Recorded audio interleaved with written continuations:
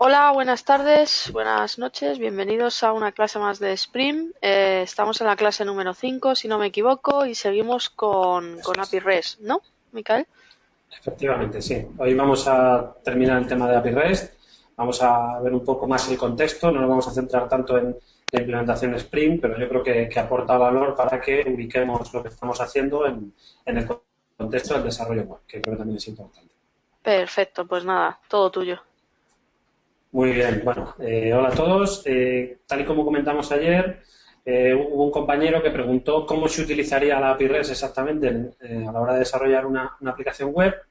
Y bueno, pues vamos a dar ese contexto, ¿no? Entonces, tengo abierto, como veis, el repositorio de Spring del tema 2 de la API REST y como veis, hace un rato he subido unos cuantos ejemplos más, uno basado en jQuery y otro basado en Angular 2. Entonces, aunque me imagino que la mayoría sabe cómo funciona Eclipse y cómo interactúa con los repositorios Git, pero bueno, aún así, pues si hay alguno que no lo tiene muy claro, lo vamos a hacer nosotros directamente desde Eclipse, vamos a clonar el repositorio y vamos a acceder a los ejemplos, ¿vale?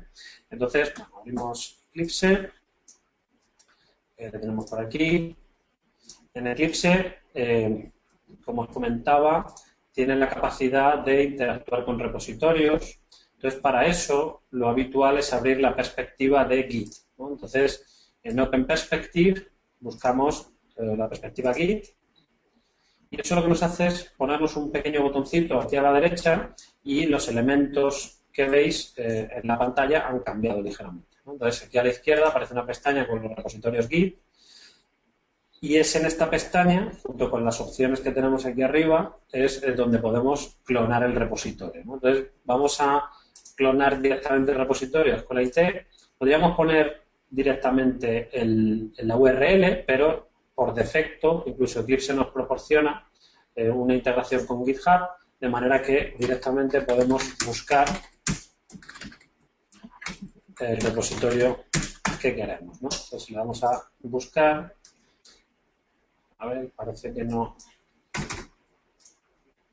Bueno, vamos a ponerle escuela IT directamente. Vale, poniendo escuela IT directamente parece que sí que ha realizado la búsqueda. No, espera un segundito. Vamos a ser un poquito más explícitos para evitar el problema porque parece que no le está encontrando con el buscador.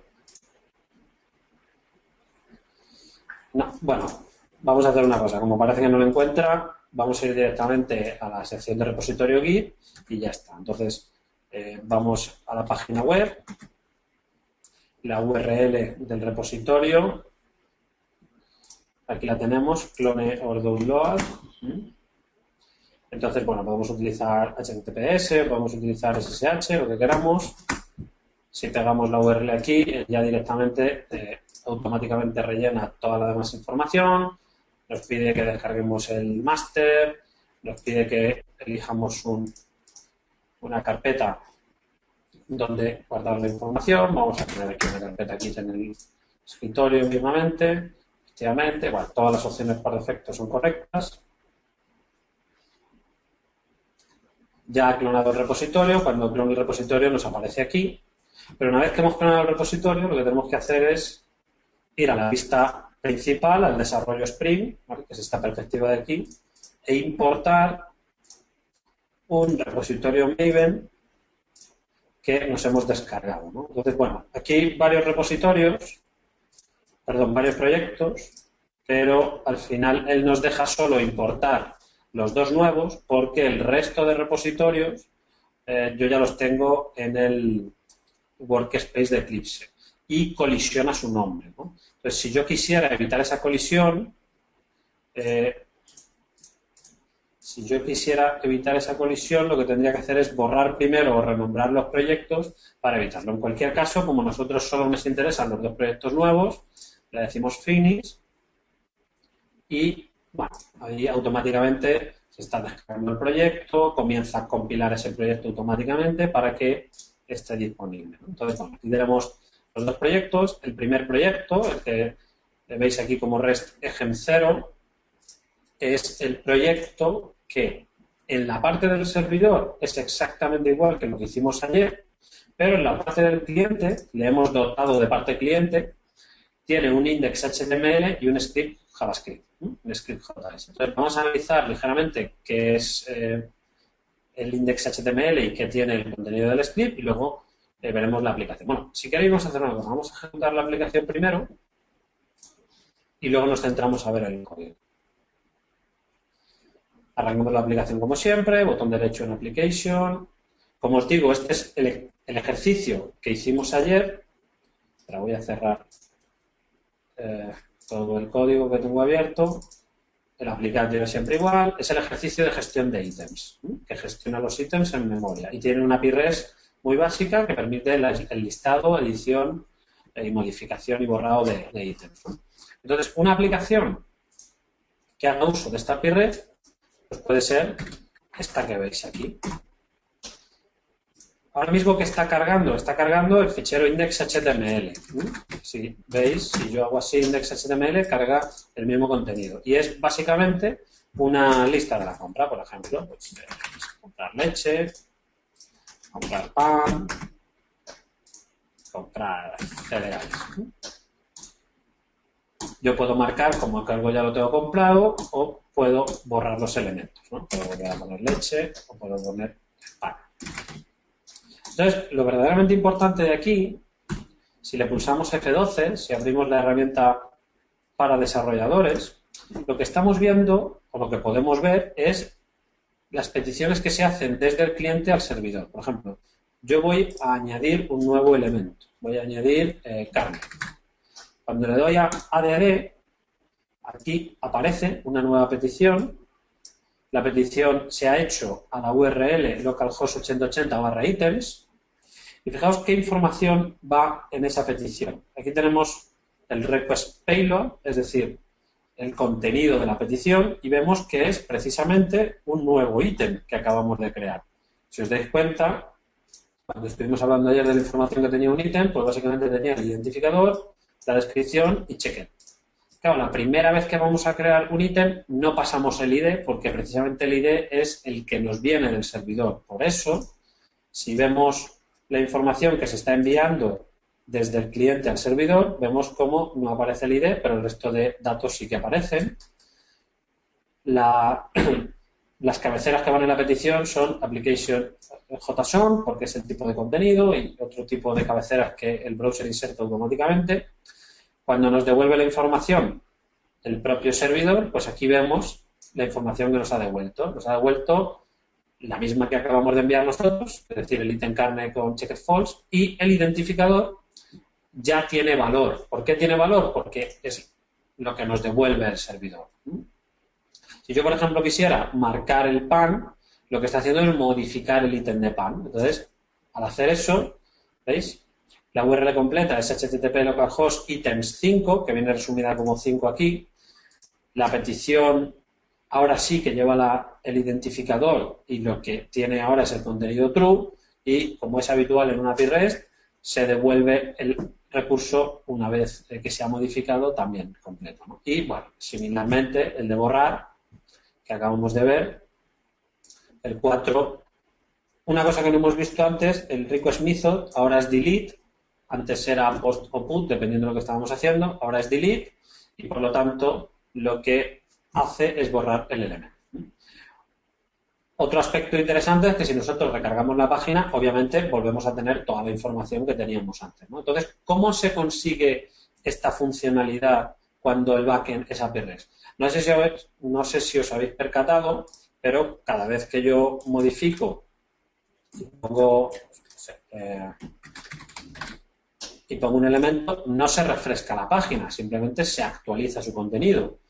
Se actualiza el contenido que cambia realmente, ¿no? Esta es una de las características que hace que las aplicaciones SPA tengan una experiencia de usuario más interesante porque no tienen que recargar la página completa, ¿no? Entonces, vamos a ver ahora cómo se implementa esta aplicación que estamos viendo. Como os digo, el backend es exactamente igual, el backend solo ofrece una API REST y lo que tenemos es un index.html.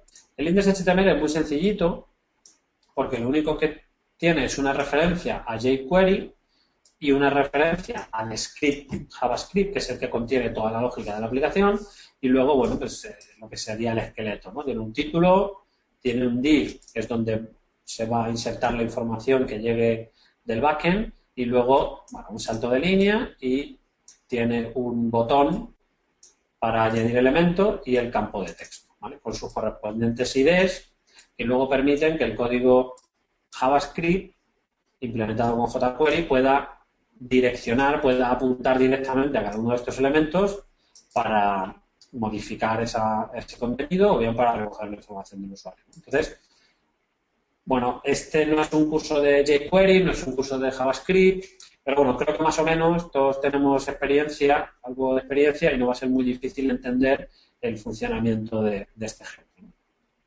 Lo primero que yo tengo en este código que estáis viendo es una serie de funciones que me permiten interactuar con la API REST, y luego, al final, tengo el código propiamente dicho que maneja la interfaz de usuario. Entonces, si queréis, para que quede un poquito más claro, ¿veis? Aquí tendríamos, estas serían las funciones que me permiten interactuar con la API REST, cargar todos los ítems, crear un ítem, actualizar un ítem o borrar un ítem, que es básicamente las operaciones que yo necesito contra el backend, y luego estos dos métodos, estas dos funciones, mejor dicho, son las que nos permiten manejar el interfaz de usuario. Voy a repasar muy rápidamente las que nos permiten manejar el interfaz de usuario si queréis, y luego me centro más detenidamente en las que nos permiten interactuar con la API REST, que son un poco las que más nos interesan.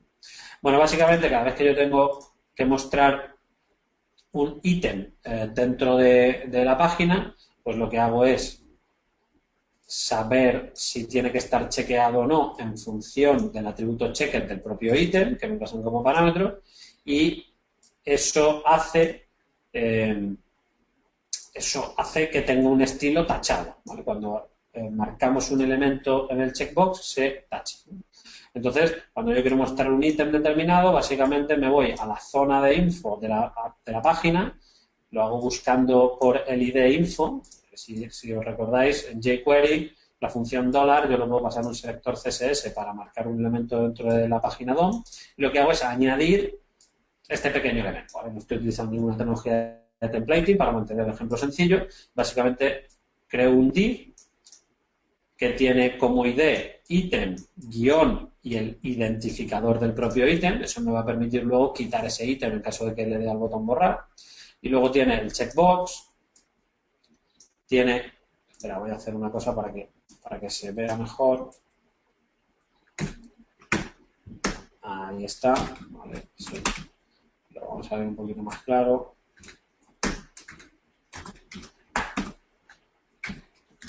Ahí lo tenemos, ¿no?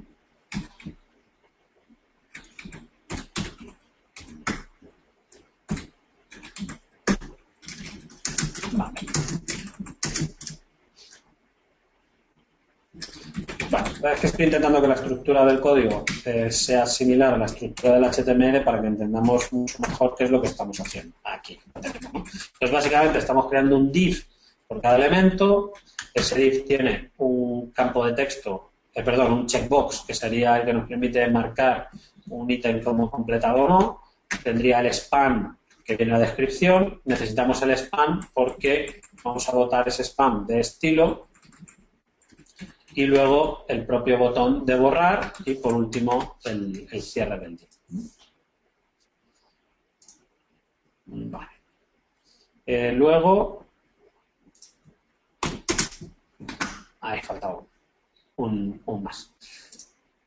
Y luego la función principal, por así decirlo, ¿vale? Bueno, esto ya sabéis que se puede colocar así de esta manera, de una manera mucho más sencilla, más compacta, pero así queda claro que esta función se va a ejecutar justo cuando cargue la página, y lo que hacemos al principio es solicitar al backend que nos devuelva los ítems, y cuando esos ítems lleguen, lo que vamos a hacer es modificar la página para que se muestren, es decir, añadir cada uno de esos ítems a la página. Por eso digo aquí que cuando los ítems se cargan desde el servidor.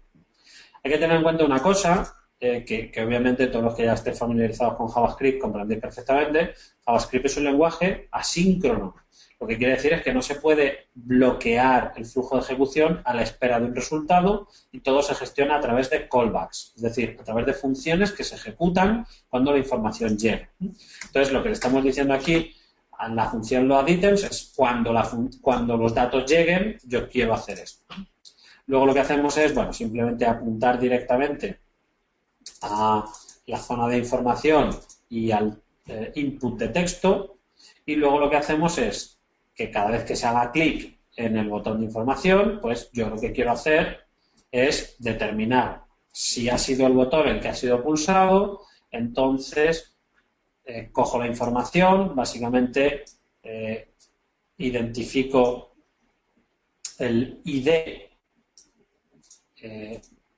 Bueno, perdón, aquí, disculpad un segundo, como me estoy suscribiendo a los eventos de la zona de información, lo que estoy haciendo es atendiendo los eventos del botón de borrar, ¿vale? Entonces, cuando el botón de borrar ha sido pulsado en la zona de información, lo que yo tengo que saber es qué elemento ha sido pulsado para modificar ese elemento en el servidor, en la parte de backend, y eliminar ese elemento del DOM.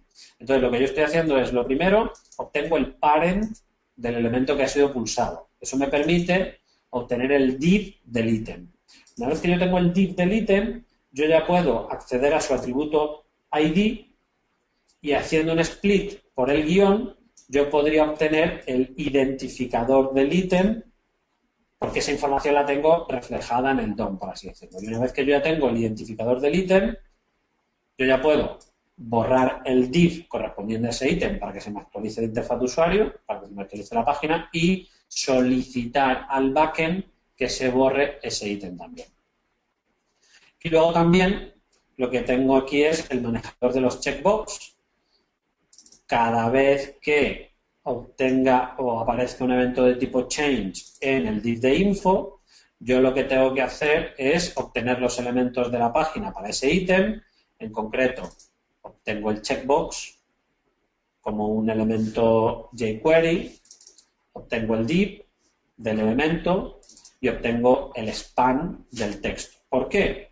Porque, bueno, yo lo que necesito hacer es, lo primero, bueno, saco la descripción del ítem, me doy cuenta si el ítem acaba chequeado o no acaba chequeado, obtengo el ID de ese ítem y luego, primero, guardo en la variable updatedItem la nueva información del ítem que yo tengo que actualizar, es decir, su ID, la descripción antigua y checked. Acordaos que como nosotros estamos utilizando el método put cada vez que vamos a modificar, necesitamos pasarle el ítem completo cuando se va a modificar. Si estuviéramos utilizando el método patch, pues bueno, ya podríamos ser un poco más precisos y solo enviar el atributo que cambia de estado, ¿no? Pero como estamos obligados a enviar toda la información, reconstruimos toda esa información, llamamos al método, a la función que está declarada más arriba, updateItem, y luego lo que hacemos es, bueno, pues cambiar el estado del span para chequear, para tachar o no tachar el propio texto. Y por último, el manejador del evento de añadir lo que hace es que, bueno, cada vez que se haga clic, lo que hacemos es limpiar el valor del campo de texto, hacer clear, por así decirlo, reconstruimos el ítem que vamos a mandar al servidor e invocamos la función createItem, y justo cuando ese ítem ya ha sido creado en el servidor, recibimos el ítem con ID y en ese momento ya le podemos incorporar en la propia página, ¿vale? Entonces, bueno, ya os decía, como nuestro objetivo no es dar un curso de jQuery, pues hemos ido muy rápido, pero creo que interesa que tengamos el contexto de cómo sería una aplicación implementada con jQuery en el cliente que hiciera uso de APIs. Bueno, pues vamos a centrarnos ahora en esas funciones que nos permiten hacer llamadas a la API REST. Entonces, bueno, jQuery tiene una función, bueno, es un poco raro, ¿vale? $$ es una función, pero también $$ es un objeto y tiene métodos, ¿vale? Entonces, $$ como objeto tiene un método que se llama Ajax, que nosotros cuando invocamos ese método, pues básicamente lo que estamos haciendo es hacer una petición a un backend. En este caso, como el backend está en la misma URL, en el mismo servidor desde el que se ha descargado el propio JavaScript, lo podemos hacer de manera relativa y básicamente le estamos diciendo que queremos hacer una petición a la URL items. No hace falta que le digamos nada más porque el método por defecto es get. Y básicamente le estamos diciendo que cuando la respuesta haya llegado bien, queremos ejecutar esta función. ¿Y esta función cuál es? Bueno, pues una función que muestra en la consola la información que acaba de llegar y llamamos también al callback que nos han pasado como parámetro. El callback es aquella función que el usuario que llama a esta función loadItems nos pasa como parámetro porque quiere que sea ejecutada cuando llegue la información, que es justo lo que estamos haciendo, ejecutando el callback cuando llega la información. En el caso del método de createItemInServer, pues nos pasan el ítem que hay que crear, pero también nos pasan el callback que quieren ejecutar, ¿no? Bueno, pues básicamente lo que estamos haciendo es indicar que el método ya no es get, sino que es post, la URL sigue siendo la misma, le tenemos que pasar datos, ¿os acordáis? El request body, cuando estamos ejecutando una operación de tipo post, le tenemos que pasar los datos en el body y lo que queremos es una versión string, una versión convertida en texto del ítem. Aquí, esta función, stringify del objeto que está implícito en JavaScript, que se llama JSON, nos permite convertir a una representación textual en formato JSON este objeto JavaScript en memoria. Y bueno, luego le decimos process data false, que básicamente le viene a decir que no queremos que hagan nada con esta información. Es decir, nosotros ya se la damos tal cual se la tiene que enviar al servidor, que si os acordáis con Postman es el equivalente a poner que los datos van en raw, en bruto, que no hay que procesar.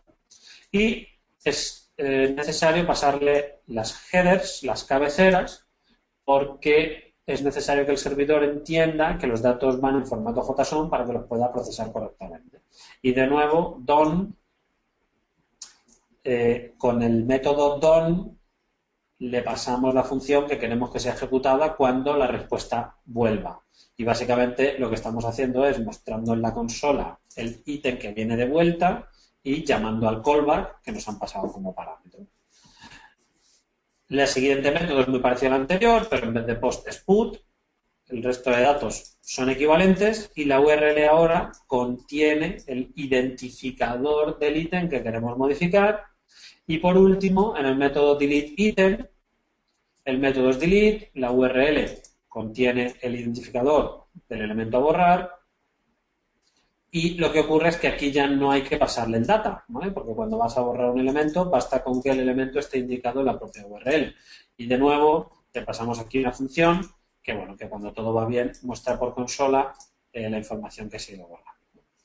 No estamos controlando los errores y estamos haciendo otra cosa que en una aplicación real tampoco deberíamos hacer, y es que en el momento en que nosotros borramos un elemento en la interfaz de usuario, quitamos ese elemento de la interfaz de usuario y hacemos la petición. Y si algo va mal, y si ese elemento realmente no se puede borrar, no le avisamos al usuario de ninguna manera. Lo mismo ocurre con todas las demás opciones. Por ejemplo, si creamos un ítem, ese ítem queda incorporado automáticamente en la interfaz de usuario, pero si algo va mal, no le avisamos al usuario de que realmente ese ítem no ha sido guardado en la base de datos, ¿vale? O bueno, con lo que haga el backend con él. Para hacer eso, pues tendríamos que poner aquí la función correspondiente. Vamos a echar un vistacillo a la documentación de jQuery Ajax. Ahí la tenemos. Entonces la documentación de jQuery Ajax nos dice, vamos a ver si carga, ahí está. Nos dice, bueno, que acepta un montón de información, convertes data, etc, etc, etc. Error es una función que será llamada si la petición falla. La función recibe varios argumentos, etc, etc, etc. Entonces lo que tendríamos que hacer sería, para procesar la información, hacer algo similar a esto, ¿vale? Y, bueno, pues habría que mostrar el error al usuario, habría que modificar la interfaz de usuario de manera acorde al error, etcétera. Bueno, no lo vamos a hacer, por mantener el ejemplo sencillo. Micael, Y ya por está. aquí Sí. nos preguntan, dicen, para aplicar concurrencia en el ejemplo, ¿se puede implementar threes? ¿Es posible controlar con try catch? Bueno, la primera pregunta, los hilos, JavaScript es un lenguaje que no permite el manejo de hilos, al menos de la forma a la que estamos acostumbrados en Java.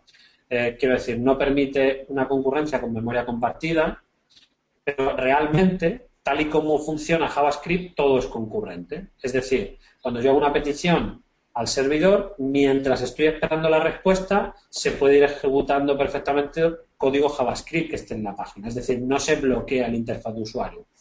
Entonces, no tenemos un control fino sobre la concurrencia como tenemos en Java, pero internamente todo está implementado de manera concurrente, de forma que en vez de bloquear la interfaz de usuario mientras se espera una respuesta, durante ese tiempo se está ejecutando el resto del código. Luego también pregunta si es posible controlar con try catch. No, no es posible controlar con try catch, porque el try catch se utiliza cuando tú haces una llamada y te puede devolver una excepción.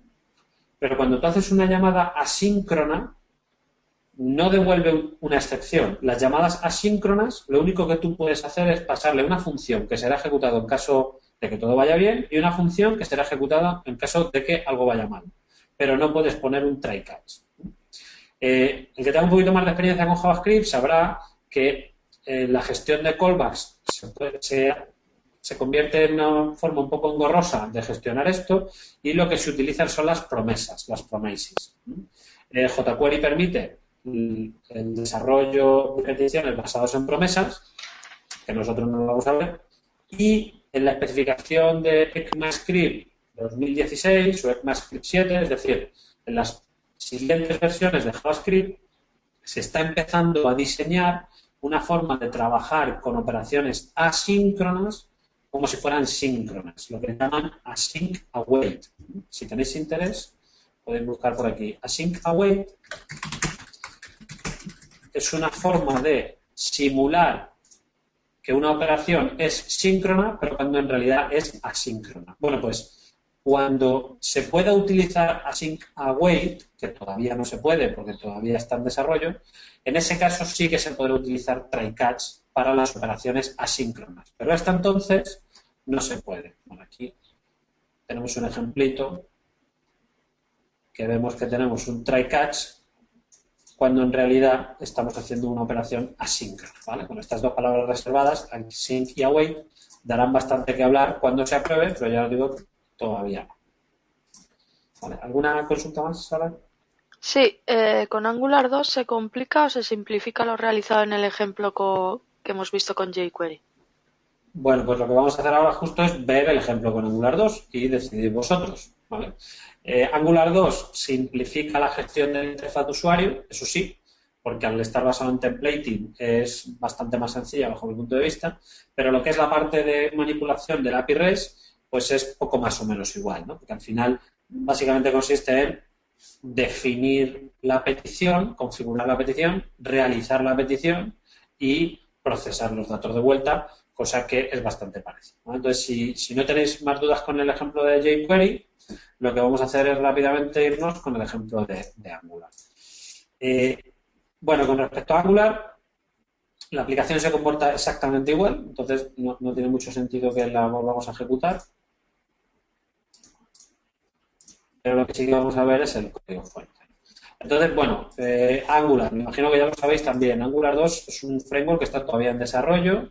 Sí que es cierto que ya van por la Release Candidate 4, pero todavía se encuentra en desarrollo y de hecho siguen cambiando bastantes cosas. Entonces es posible que esto que os voy a enseñar cambie cuando salga la versión final. Y por otro lado, hay muchas formas diferentes de hacer un proyecto Angular 2. Entonces, yo para simplificarlo al máximo, lo que he hecho ha sido basarme sobre todo en el ejemplo que viene en la página oficial, en el del Tour de Héroes, si alguno echa un vistacito.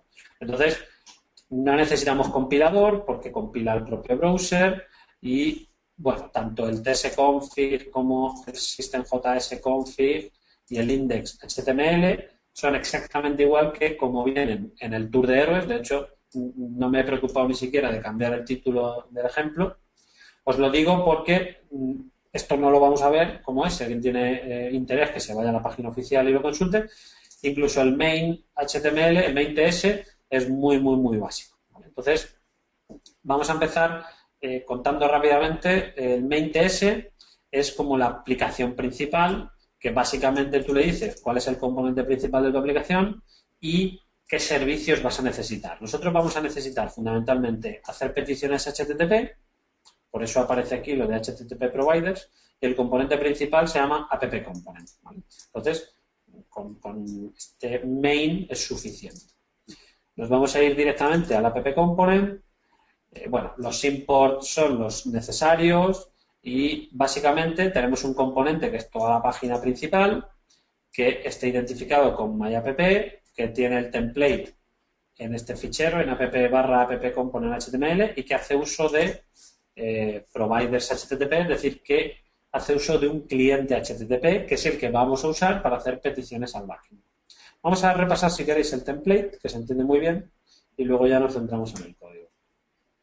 Básicamente el template lo que está diciendo es que tenemos una checklist y por cada uno de los elementos que tiene el array de ítems, nosotros vamos a añadir la información para ese ítem, que como veis es exactamente igual que lo que habíamos hecho con jQuery. Un input, un span y un botón. Lo que ocurre es que aquí, por ejemplo, el botón, en vez de que el código sea el que vaya a buscar al botón, es el botón el que llama al código. En este caso, hemos dicho que cada vez que alguien pulse el botón de clic, queremos llamar al método removeItem, pasándole el ítem concreto que está asociado a ese botón. En el caso del span, lo que estamos mostrando es la descripción del ítem y el estilo text decoration depende de si el ítem está chequeado o no. Si el ítem está chequeado, pondremos line through, es decir, tachado, y si el ítem no está chequeado, pondremos none, de manera que no aparezca tachado. Y con respecto al input, bueno, con respecto al input, lo que le estamos diciendo es que es un tipo checkbox, que la información que se visualiza en ese checkbox está asociada al atributo checked de ítem, de manera que si el ítem está chequeado, aparecerá el checkbox chequeado también y en caso contrario no aparecerá chequeado. Eso con Angular 2 se hace con la directiva ngModel.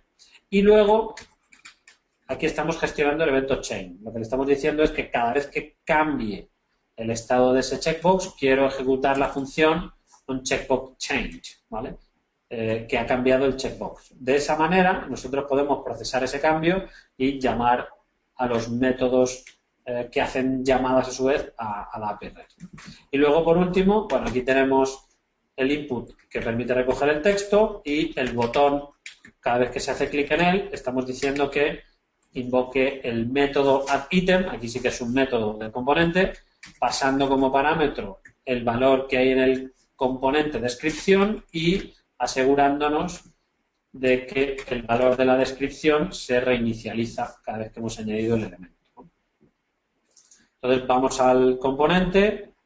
Bueno, antes de ir al componente, aquí tenemos el item model, es decir, aquí tenemos una interfaz que representa la información que vamos a manipular, el ítem. Como veis, tiene un identificador de tipo number, pero es opcional, tiene una descripción de tipo string y tiene un checker de Angular, que sepáis que Angular se desarrolla con una tecnología que se llama TypeScript, con un lenguaje de programación, que es básicamente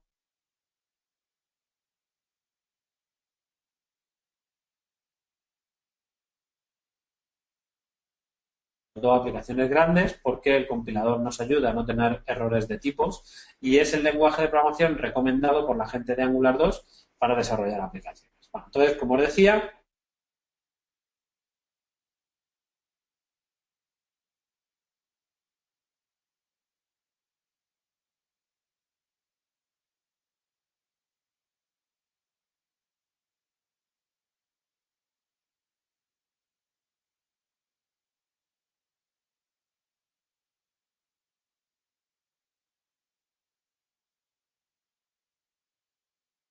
lo que vamos a hacer es que se va a actualizar automáticamente la plantilla sin que tengamos que manipular el DOM. Ese es el principio de funcionamiento de Angular. Y luego, básicamente, con esta expresión que tenemos aquí en el constructor, lo que estamos haciendo es recogiendo el cliente HTTP, que es el que nos va a permitir realizar llamadas al backend. Como le ponemos la visibilidad private, lo que estamos diciendo es que este cliente HTTP que recibimos como parámetro, queremos que se quede como un atributo dentro del componente para que esté disponible para el resto de métodos. Entonces, cuando se carga el componente, lo que hace es llamar al método refresh. Este ngOnInit es similar al postConstruct de Spring. Si os acordáis, ayer estuvimos viendo que si tú en un método de un componente Spring le pones la notación postConstruct, se ejecuta automáticamente antes de recibir peticiones. Bueno, pues el equivalente en Angular 2 sería el ngOnInit. Bueno, pues lo que hacemos es pedir que se refresque automáticamente. Si nos vamos al método refresh, lo que vemos es que el método refresh es una petición get al backend, que para eso hacemos this.http. Aquí tendríamos el cliente HTTP, lo que en jQuery se llama Ajax. Invocamos el método get a la URL items y en vez de pasar un callback, aquí estamos pasando dos callbacks diferentes.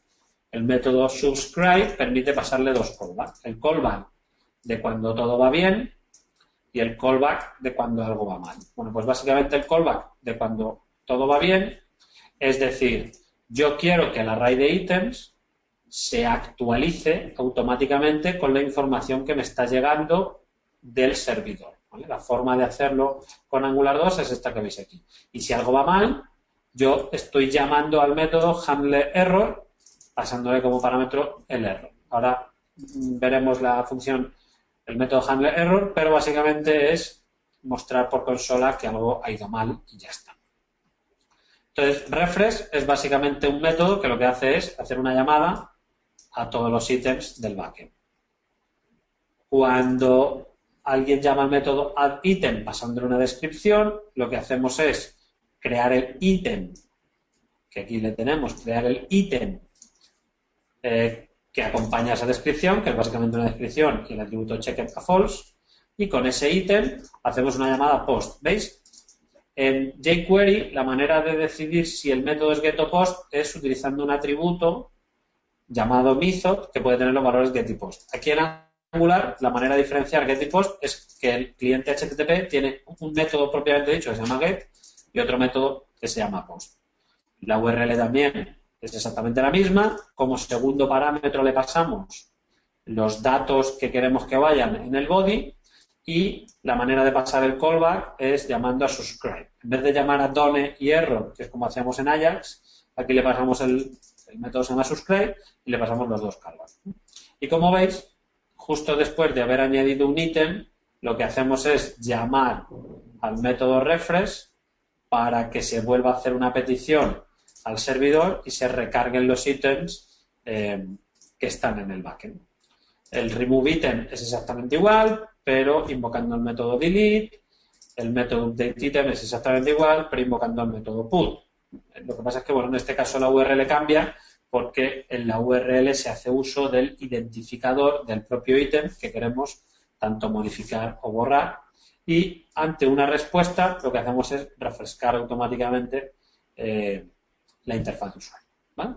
Entonces, bueno, puede ser un poquito más compacto el código, un poquito menos, pero lo que es la parte de llamadas a la API REST es muy parecido, tanto en jQuery como en Angular. La diferencia fundamental entre Angular y jQuery está más relacionada con la manera que tenemos de modificar la interfaz de usuario.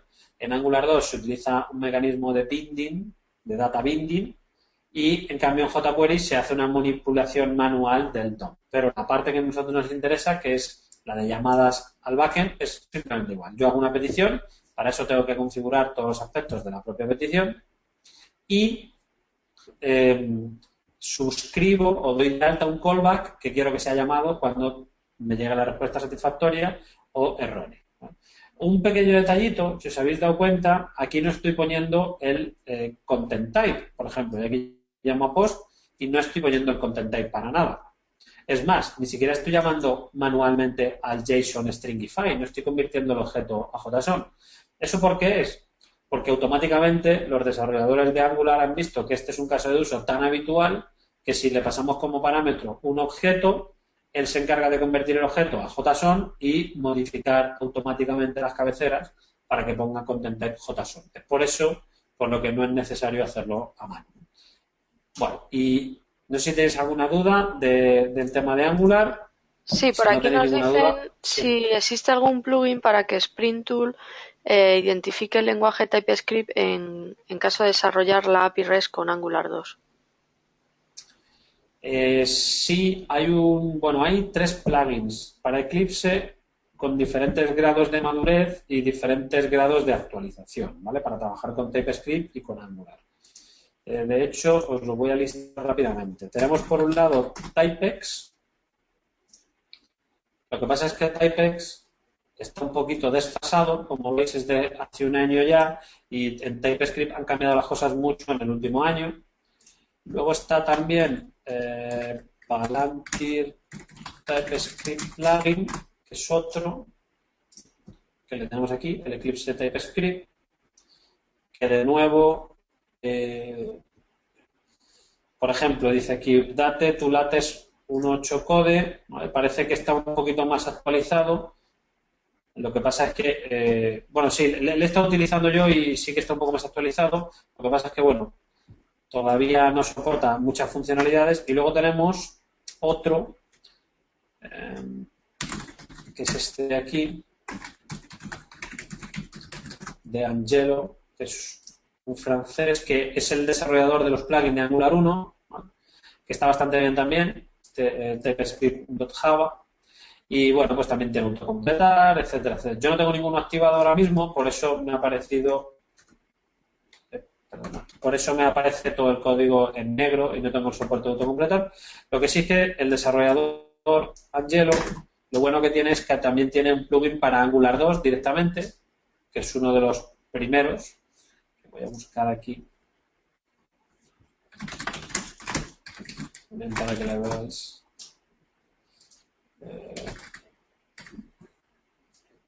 Espera un poquito porque creo que me está buscando en ese repositorio. No, pero vamos a hacer otra cosa. Es que como tiene un montón de repositorios, quiero que quede, ya que lo estáis viendo, aquí está, Angular 2 Eclipse. Pues Angular 2 Eclipse está trabajando bastante en él. De hecho, como veis, el último commit es de ayer y el soporte de Angular 2, aunque todavía es preliminar, pues sí que es cierto que lo está desarrollando rápido y, por ejemplo, tiene autocompletar del fichero de configuración de Angular 2 y, importar a todas las librerías automáticamente, o sea que están bastante bien. El problema es, como os digo, como todavía Angular 2 no está finalizado y TypeScript evoluciona muy rápido, estos plugins pues es posible que tengan diversos desajustes con respecto a la última versión, pero hay una comunidad bastante activa desarrollando los plugins. Genial, pues cosa más? no hay más preguntas de Perfecto. momento. Podemos continuar. Bueno, pues vamos a seguir. ¿Por qué hemos hecho estos dos ejemplos? Porque, vuelvo a repetir, creo que tiene valor que veamos las API REST en su contexto. Pero, este es uno de los contextos.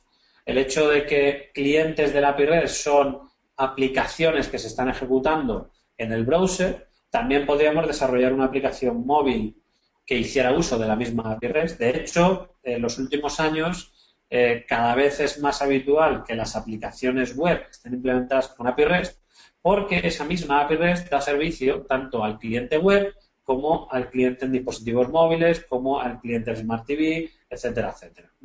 Entonces, lo que hemos visto, por así decirlo, es un ejemplo concreto de clientes. Podríamos programar una aplicación en Android, en iOS, podríamos programar una aplicación móvil utilizando Apache Córdoba, por ejemplo, que nos permite desarrollar una aplicación móvil con tecnologías híbridas.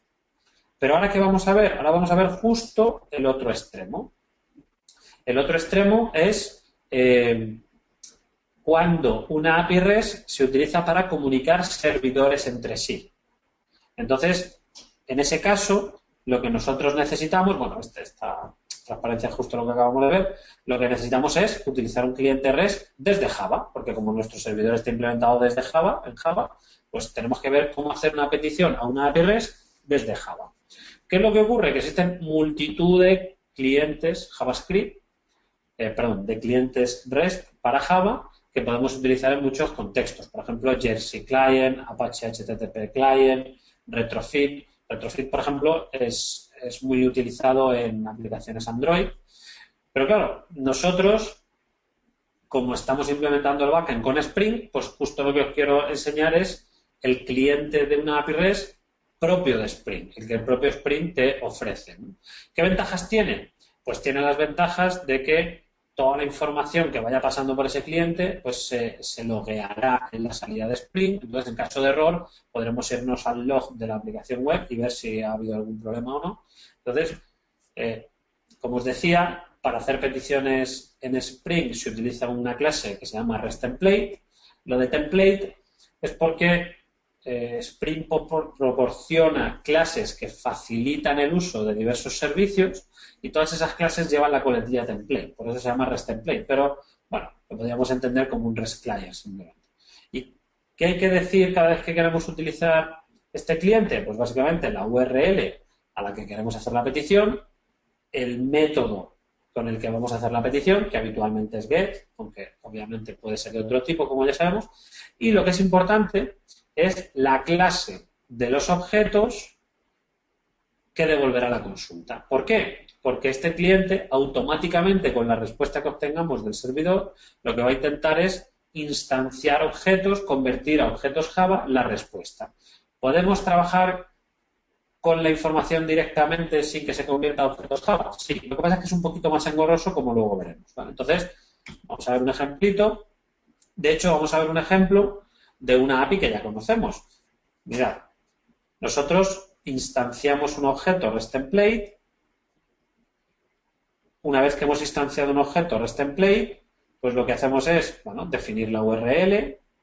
Aquí en este caso, lo que hemos hecho ha sido crear como URL la URL con la que hicimos el ejemplo en las primeras sesiones, que es la URL de Google que nos devuelve información de libros.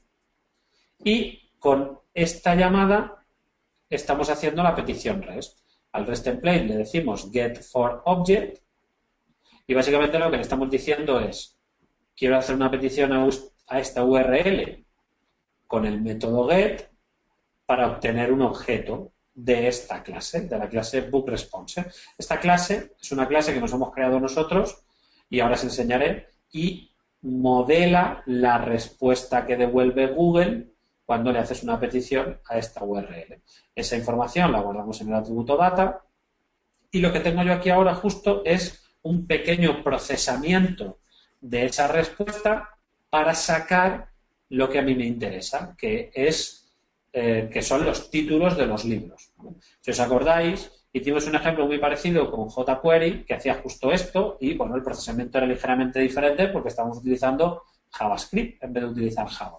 Pero al final la idea es la misma. Yo quiero guardar en un array de títulos todos los títulos que devuelve esa API.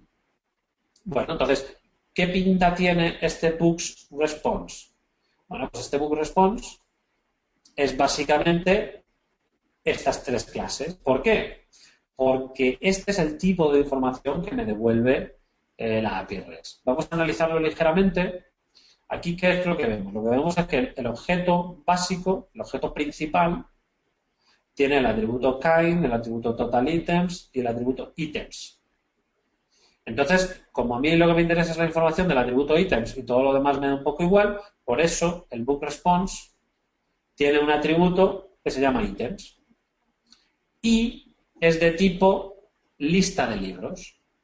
¿Por qué? Porque yo voy a modelar cada uno de estos objetos que veis aquí como un libro. Entonces yo le tengo que crear la clase book y en la clase book a ver qué información hay. Kind, volume info, etc, etc. Claro, a mí me interesa volume info, pues vuelvo a hacer lo mismo. Le vuelvo a añadir un atributo que se llama volume info y que es de tipo volume info. Bueno, y de nuevo, volume info, ¿qué tiene? Pues tiene title, publisher, etc, etc, etc. Como a mí lo que me interesa es el title, pues yo básicamente pongo un atributo title. Entonces, con estas clases que tenemos aquí. Por eso yo puedo decir que por cada uno de los libros del atributo ítems de los datos, yo quiero por cada libro obtener el atributo title del volume info de ese libro. Entonces, bueno, estas clases que veis aquí se pueden programar tal cual, como veis aquí, no hace falta nada más, pero si queremos, le podemos añadir métodos, le podemos añadir atributos privados, le podemos añadir todo lo que nosotros queramos. Pero esta es la forma más compacta de procesar una respuesta a una API REST, ¿no? Entonces, vamos a ver el ejemplo funcionando, que creo que es interesante. Vamos a ver sobre todo lo que es la aplicación. Un segundito, ejemplo 8, eso es. Vamos a cerrar esto. Ejemplo 8. La aplicación es siempre igual, no hace falta que dediquemos mucho tiempo. ¿Y qué hemos hecho? Pues lo que hemos hecho ha sido un REST controller que básicamente tiene un controlador que tiene un único método que se llama getBookTitles, que nos pasa el título como parámetro y nosotros, haciendo uso del REST template, construimos la URL y, como os digo, procesamos la información. Y veis, aquí tenemos todas las clases que hemos utilizado, que la podíamos haber declarado en otro fichero, pero por simplicidad las podemos guardar aquí, las podemos indicar en el mismo fichero y queda todo muchísimo más compacto, ¿vale?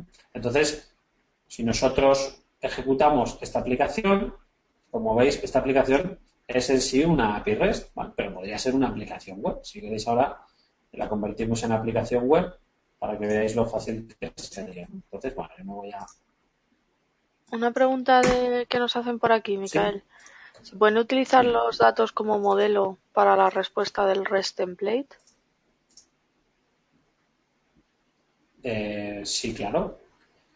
Bueno, cuando habla de como modelo de la respuesta, en realidad cuando hablamos de una API REST no hablamos del modelo de la respuesta, sino que hablamos de la respuesta tal cual. Es decir, yo puedo devolver cualquier objeto que yo quiera, le puedo devolver como resultado de un método de una API REST, ¿vale? Entonces, cualquier cosa. Y pueden ser en sí los datos que me devuelve directamente el propio resultado de la API REST, sin ningún problema, ¿vale? Lo que pasa es que en este caso, aquí, por cómo hemos definido estos objetos, estaríamos solo guardando esta información. Si quisiéramos devolver toda la información en bruto que a mí me llega de la API REST, tendríamos que hacerlo como vamos a ver justo ahora, ¿vale? Que es sin procesar la información que nos llega, ¿vale? Pero no habría ningún problema en devolver esa información. Entonces, como os decía, vamos a ejecutar. Yo he llamado al método bookTitles. Entonces, si yo hago esta petición, claro, me dice error porque no le estoy pasando el parámetro que le debería pasar, que es title, ¿vale? Este parámetro por defecto es obligatorio. Por eso yo le tengo que pasar, por ejemplo, libros de Java. Ahí lo tenemos. Internal server error. Fijaos, nos ha dado un error el servidor y automáticamente se nos muestra esta página de error. Voy a ir a el Spring a ver qué ha pasado. Esta es la excepción que he tenido, null pointer exception. Vamos a ver qué es lo que ocurre. Vale, parece que tengo un problema aquí. Parece que data me ha devuelto null. Voy a echar un vistazo al log. A ver si tengo algo más de información.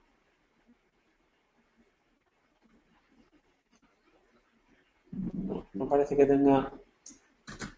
Vamos a ver. Vamos a ejecutar paso a paso, ¿vale? Y así vamos a poder ver qué es lo que ocurre, porque esa petición nos está dando problemas, ¿no? Como los ejemplos son bastante sencillitos, no me he preocupado de controlar de manera precisa qué es lo que está pasando. Aquí lo tenemos en modo lectura, creamos el REST template, creamos la URL, hacemos la petición. La URL, como veis aquí, pues no... Bueno, está haciendo la petición ahora mismo justo, ya ha llegado. La URL, pues parece que es correcta. De hecho, vamos a probar a hacer la petición nosotros aquí. Bien, y está funcionando bien. y data. Vale, ahora parece que sí que funciona, ¿no? Pues, ay, no, ¿veis? El problema es que items es null. Es un poco raro porque al hacer la petición sí que parece que items tenga información. Entonces, por algún motivo, la información que está devolviendo la API no se está guardando correctamente en este book response. Efectivamente, items es null cuando sí que debería. ¿Por qué puede ser?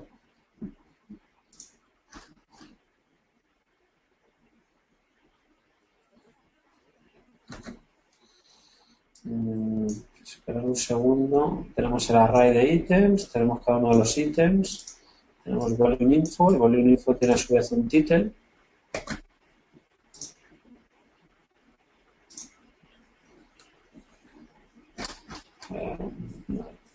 Eso es que no nos dice nada el log y por lo tanto parece que todo está bien. Vamos a hacer una cosa, un segundo.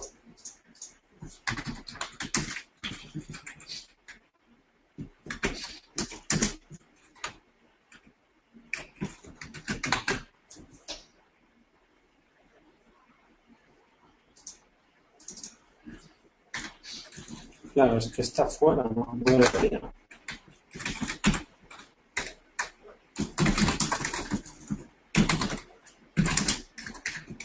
Ya os digo, este ejemplo lo tenía probado y no sé por qué me está fallando ahora. Vamos a volver a ejecutar. Seguro que hay algún detallito que se me está escapando. Eso es luego los más complicados. Si no, pasamos al siguiente ejercicio y luego lo miro tranquilamente.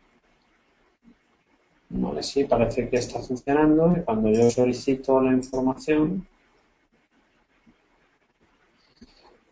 veis, ahora sí que ha funcionado, ¿vale? Es raro porque ya os digo, yo lo estuve probando y funcionaba, pero bueno, parece ahora que sí que ha funcionado.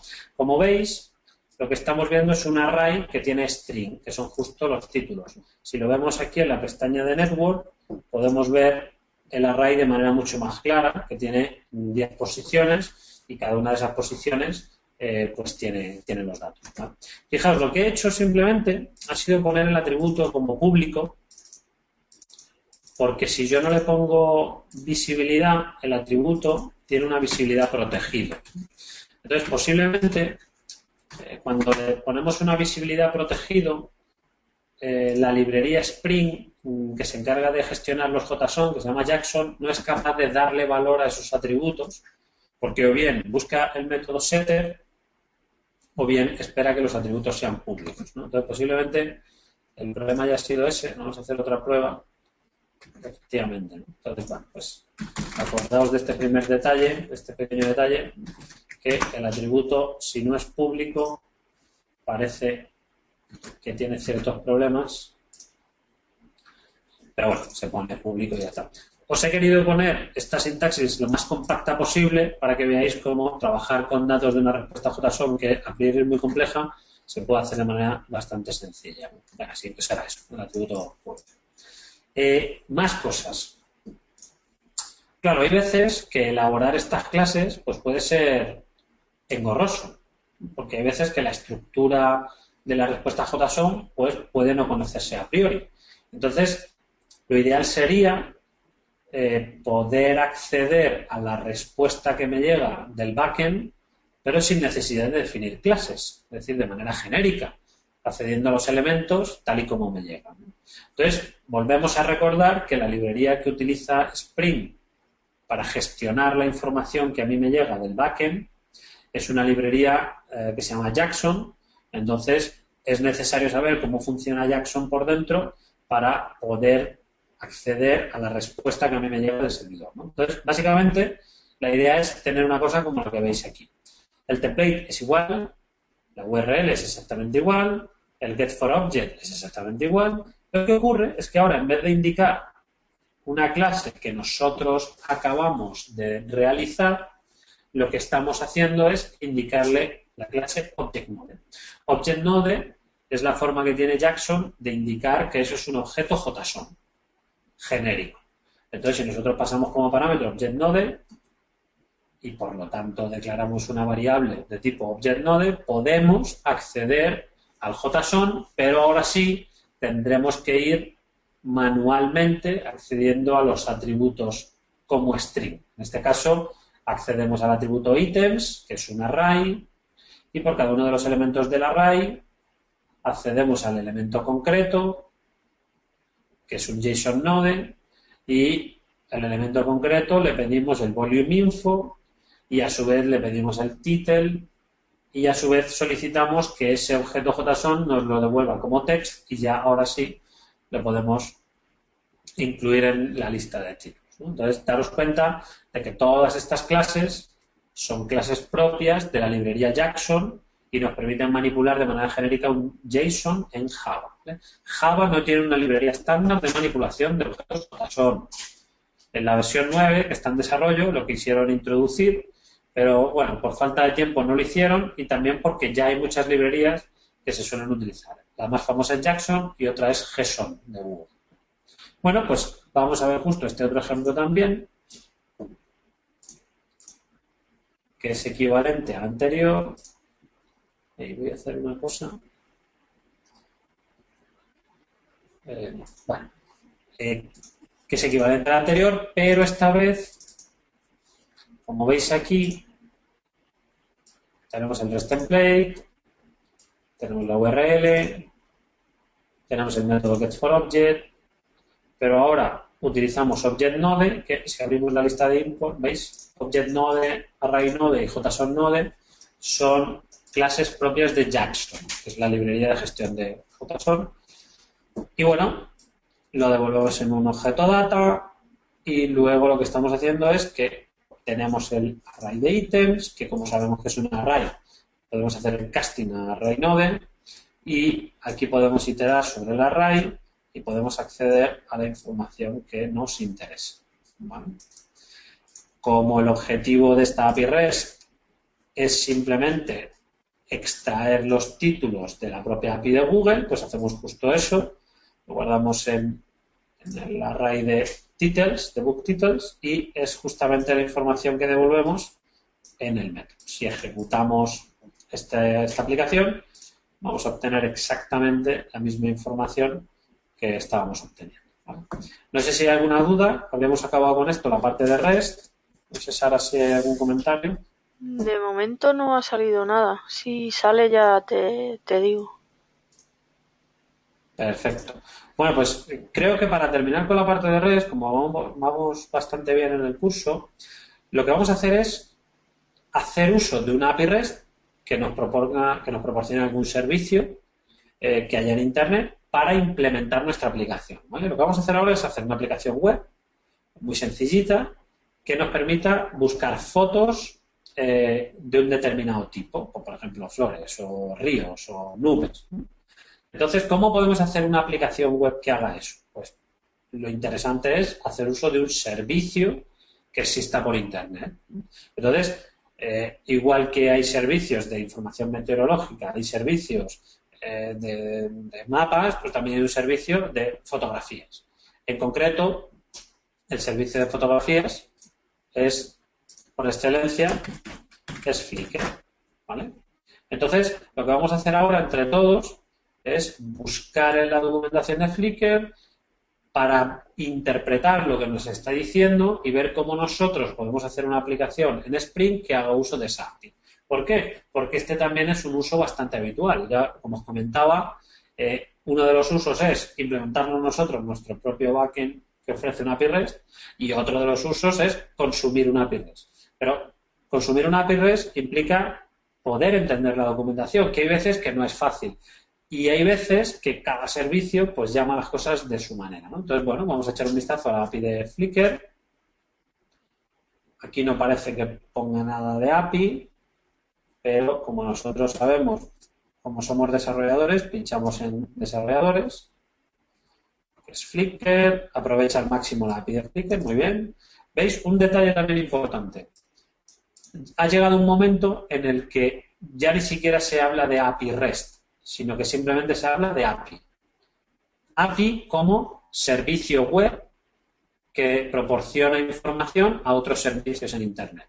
De hecho, Flickr tiene una API REST, pero también tiene una API SOAP, creo. Entonces, por eso hablan de manera genérica de APIs cuando se quieren referir a servicios que se ofrecen por Internet, ¿no? Entonces, bueno, pues recomendamos la implementación de todo tipo de integraciones, funciones, productos que ayuden a la gente a poner sus fotos, etcétera, ¿no? Pues tiene bastante buena pinta. Pues lo que vamos a hacer justo es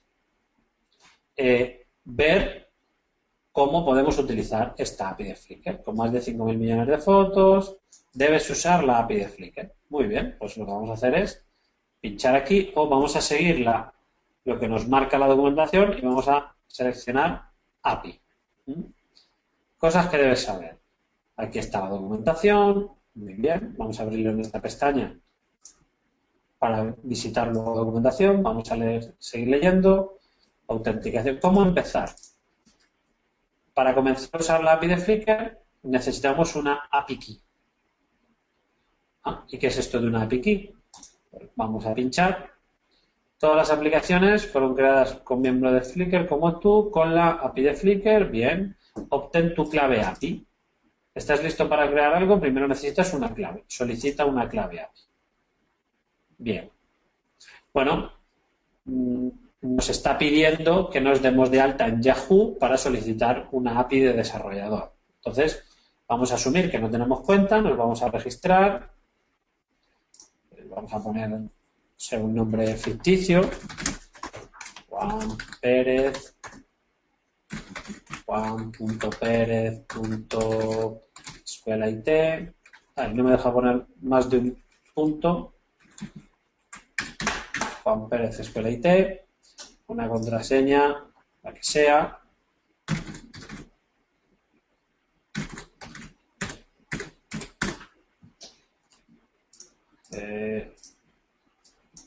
Vale.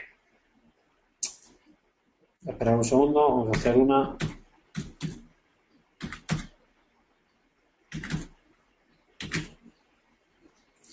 Vale. Vamos a ponerle un año ficticio. Vale.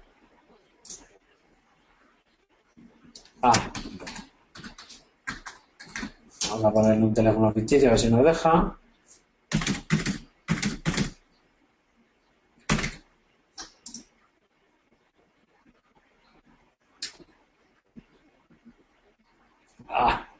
Bueno, es una pena porque parece que para poder crear la cuenta necesitamos verificarlo por teléfono y entonces, bueno, pues no quería yo que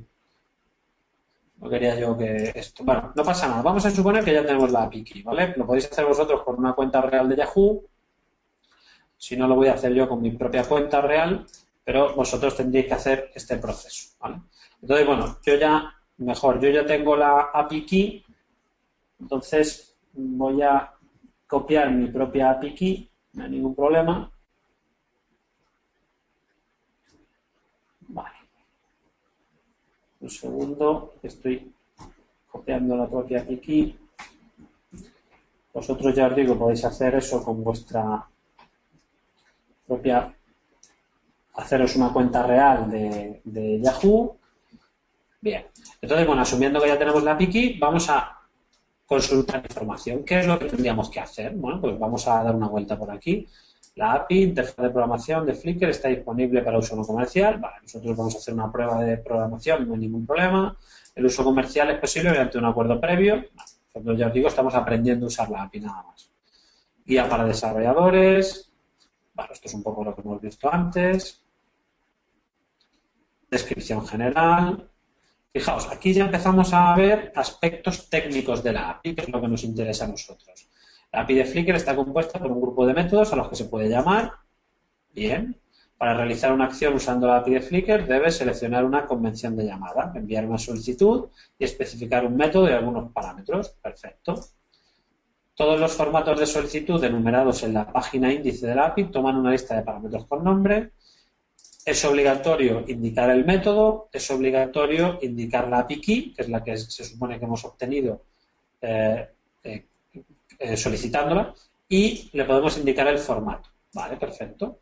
Entonces, la página de índice de la API es justamente la página. Fijaos, la API de Flickr permite todas estas operaciones que veis aquí a la derecha.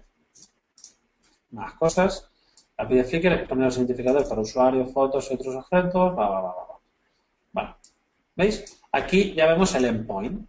El endpoint lo que es la URL que nosotros tendremos que utilizar para hacer una petición. Entonces, como estamos todavía en proceso de aprender la API, lo que vamos a hacer es, bueno, vamos a hacer un documento de texto, si queréis, donde vamos a ir apuntando información de interés que vayamos recopilando de la documentación. Lo primero, que las URLs empiezan de esa forma. Bien. Vale, vamos a ver si tenemos más información, codificación. Bueno, la API de Flickr espera que todos los datos tengan codificación UTF-8, que suele ser por defecto lo que se hace, por lo tanto nos parece bien. Autenticación de usuarios, nosotros no vamos a trabajar con datos que requieren la autenticación, entonces esto podemos pasar. Claves de API, nos pide iniciar la sesión, pero lo vamos a hacer. Fijaos lo que ocurre aquí, ¿veis? Formatos de solicitud. Tenemos tres tipos diferentes de API.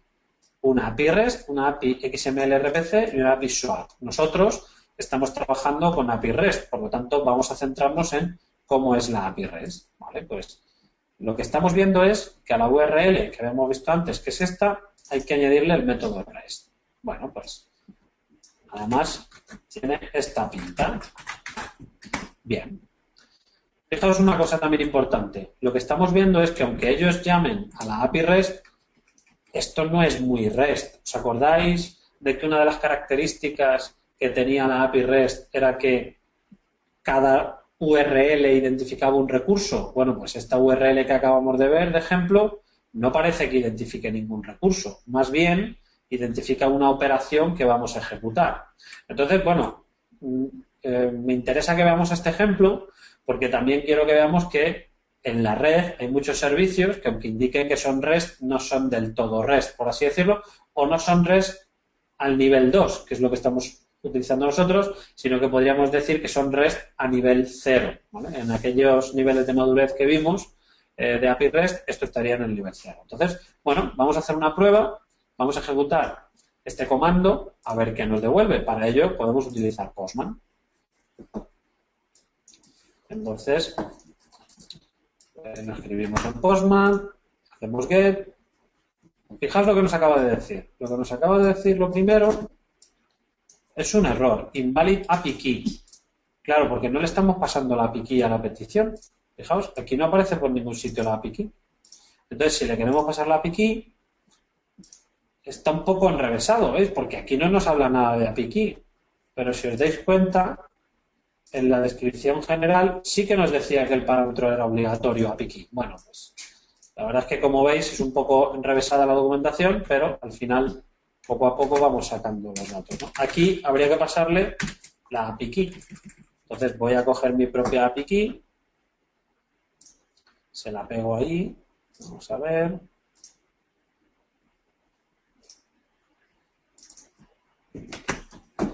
Vale. Bien, pues con esa API key vamos a hacer la petición, a ver si tenemos una respuesta. Bueno, la información está llegando, ya no nos da ningún error. Como es una operación de eco, lo que hace es devolvernos lo que nosotros le enviamos, pero nos permite verificar que todo vamos a ver bien. Pero no sé si os habéis dado cuenta del detalle, la respuesta está en XML. Claro, lo ideal para nosotros es trabajar con JSON, porque es lo que sabemos hacer. Bueno, pues vamos a echar un vistacito a la documentación. Fijaos, aquí dice formato de respuesta. Aquí aparece JSON, incluso PHP. Pues vamos a pinchar ahí y lo que nos dice, ¿no? Para obtener una respuesta en formato JSON, envía el parámetro format con el valor JSON. Ah, vale, pues lo vamos a hacer igual. Vamos a ponérselo justo aquí. Format igual JSON. Ahí está. Y cogemos toda la URL. Ahora ya sí completa. Hace la petición y nos devuelve la información justo, API content, format, method y name. y OK como respuesta. Claro, como veis, esto tampoco se parece mucho a la información que hemos devuelto nosotros en nuestra API REST. ¿Por qué? Porque parece como que tienen más información, por así decirlo, de la que nosotros esperamos. Esto es porque, de nuevo, no es tanto una API REST de nivel 2, sino que es más bien una API REST de nivel 0. Es decir, utiliza JSON y utiliza el protocolo HTTP para intercambiar información, pero la información no es tanto el recurso que estamos solicitando. Sobre todo cuando estamos solicitando o estamos ejecutando un comando de ¿no? Pero bueno, ya podemos ejecutar peticiones a la API de Flickr. Ahora, ¿qué es lo que nos interesa? Vamos a hacer algo útil en nuestra aplicación. Lo que vamos a hacer es una búsqueda de fotos. Bueno, pues vamos a echar un vistacito rápido a la lista. Aquí lo tenemos, documentación. Aquí a la lista de métodos de la API. Pues buscar. ¿Cómo será? Bueno, pues si ponemos search en el buscador del propio navegador, vemos que aquí hay un comando que es search, un método. A ver qué hace. Devuelve una lista de fotos que se ajustan a un criterio. Solo las fotos visibles serán devueltas. Ah, pues está bien, ¿no? Pues lo que nos dice es que este es el método, que hay un montón de información, en concreto text. Sería un texto libre y las fotos que tengan este texto en el título o en la descripción, pues serán devueltas. Es justo lo que nosotros queremos. Entonces, podemos utilizar este método de aquí y le podemos pasar el text, por ejemplo, cat, ¿vale? Entonces vamos a construir la URL con esta información en vez del método. Bien, entonces ahora lo copiamos, vamos a Postman.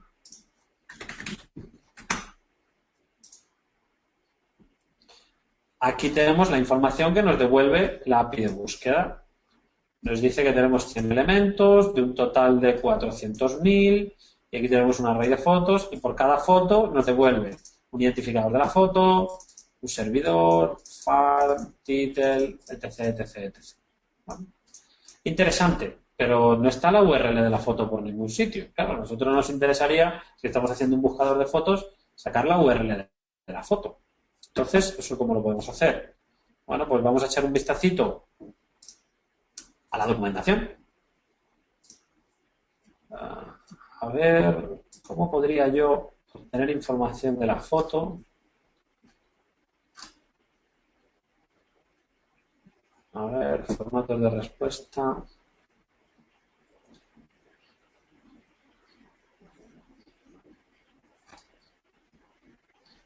Direcciones URL.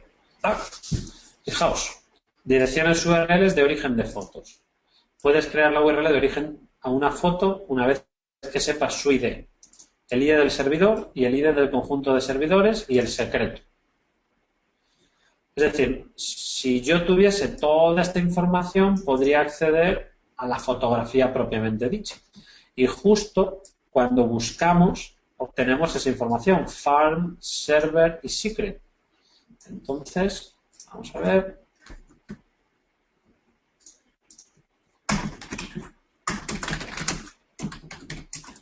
A ver, ¿y el formato cuál es? Pues el formato puede ser este. Vale, vamos a ponerlo aquí. Farm es el 8. Server ID es el 7250. ID de la foto, no la hemos copiado, el ID de la foto.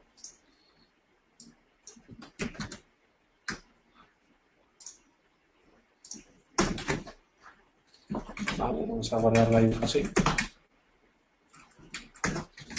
Bien. Vale, luego el ID. Obviamente sin las comillas. El secreto. Bueno, no sabemos muy bien lo que es eso del secreto, pero no nos importa mucho, porque basta con que lo pongamos y ya está.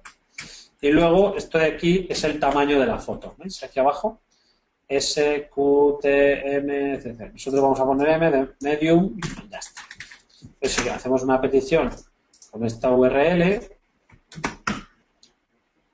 debería salir un gato, porque esta fotografía ha salido como resultado de una búsqueda de datos. A ver, que parece que no carga, a lo mejor nos hemos equivocado en algo.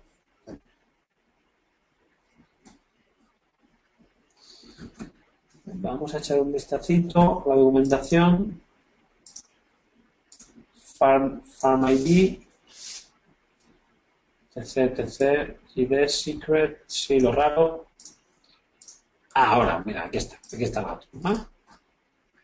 Posiblemente si le ponemos L de large, nos sale el mismo gato, pero un poquito más grande, porque no, más que sería B, más que, ¿veis? Nos ha dicho photo unavailable, más que large sería B.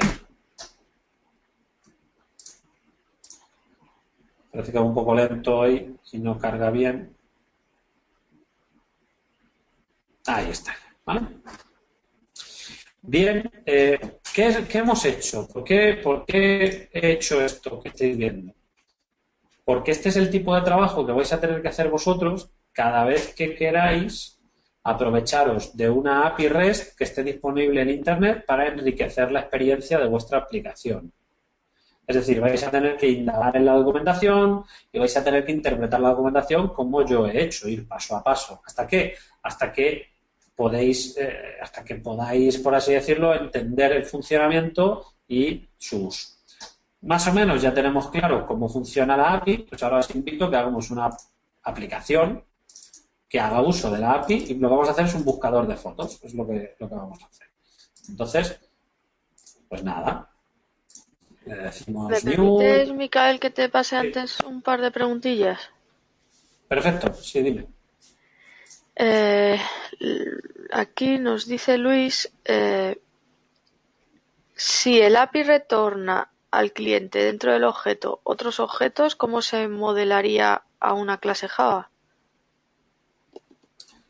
Justo como hemos hecho.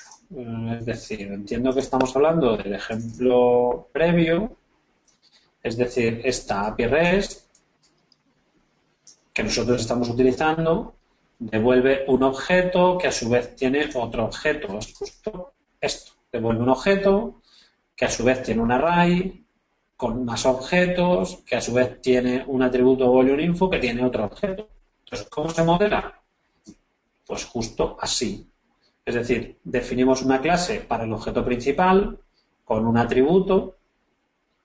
Ese atributo le tenemos que definir otra clase. En este caso, como es un array de objetos, lo ponemos como una lista de books.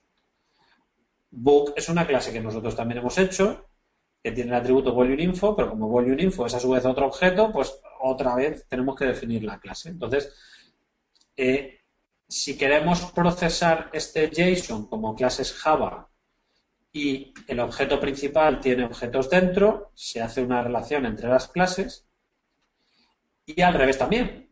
Es decir, si nosotros tuviéramos objetos de estas clases en memoria y devolvemos esa información a un cliente cuando estamos implementando una API REST, pues lo que hace justamente Spring es convertir esta información de aquí en algo similar a esto que veis aquí. Es decir, una lista de objetos se convierte en un array JSON, un atributo se convierte en un atributo, etc, etc. ¿Algún detalle más? Ok, y luego nos preguntan cuál es la diferencia entre Request Body y Response Body.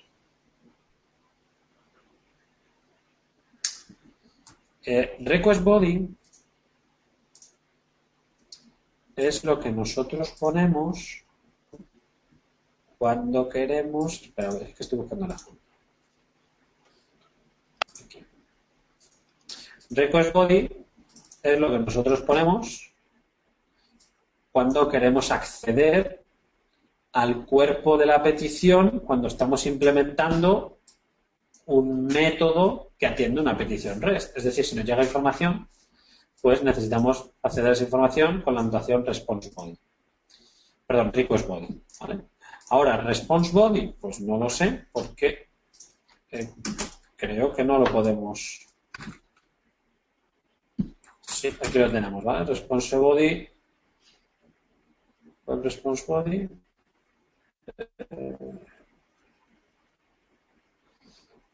Esperar un segundo. Yo no he utilizado response body nunca. Vamos a buscarlo en internet y así vamos a ver la documentación. Es un poco raro porque la respuesta siempre va aquí. Es posible que tú anotes un parámetro cuando quieras indicar que vas a manipular eso como la respuesta, pero ya digo que yo no lo he utilizado nunca, así que para indicarlo bien vamos a buscarlo por internet. Response body Spring.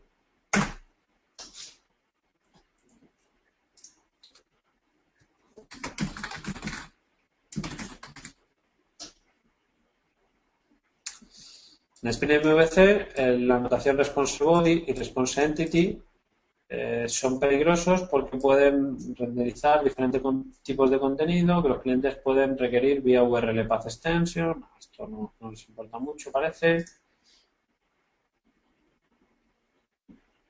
Ah, vale. Vale. Ya.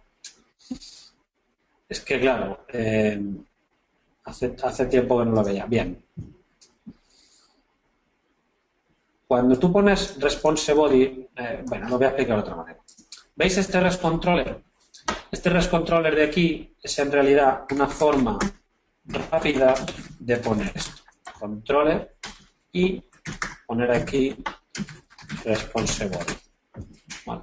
Esta anotación en un controller lo que viene a decir es que el resultado del método quieres que se devuelva automáticamente al cliente en vez de que el resultado del método sea interpretado como el nombre de una plantilla. ¿Qué es lo que ocurre? Que para simplificar esto, los desarrolladores de Spring decidieron que en vez de controller iban a crear la anotación ResController que hacía que automáticamente todos los métodos estuviesen anotados con response body. ¿Vale? Pues no lo recordaba ahora mismo y me ha resultado un poco que no sabía lo que era y al buscarlo me refresca la memoria. Entonces, en realidad no se suele utilizar porque ya no se suele mezclar en un mismo controlador HTML de vuelta e información propia de vuelta, es decir, request body, ¿vale? Pero se utiliza para eso. Entonces, resumiendo un poco la respuesta, request body se utiliza como una anotación de un parámetro cuando queremos acceder desde ese método al body de la petición y response body se utiliza en los controllers, no en los REST controllers, sino en los controllers normales cuando tú quieres indicar que ese método, en vez de devolver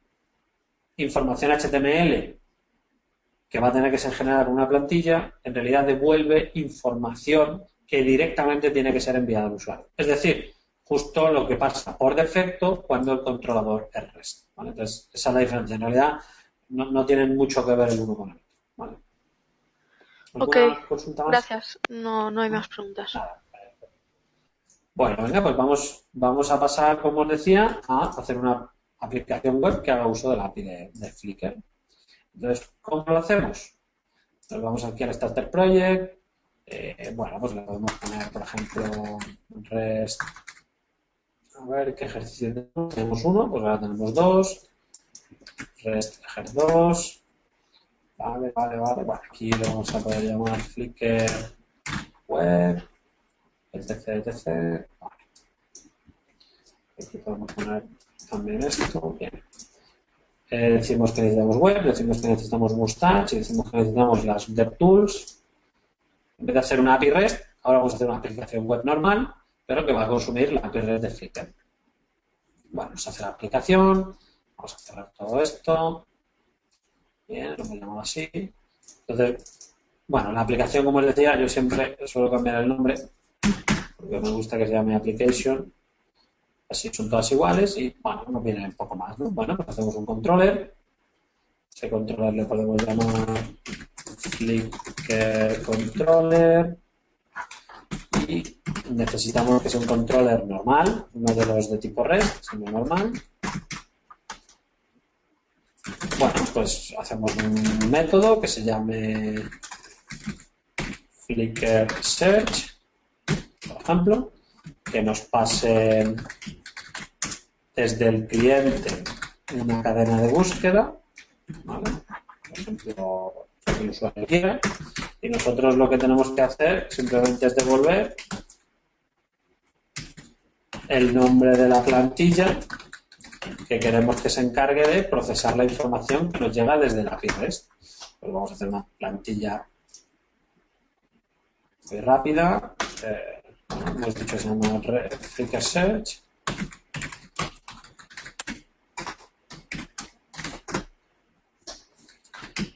Aquí hacemos así rápidamente. Tampoco nos vamos a preocupar mucho del diseño de la página.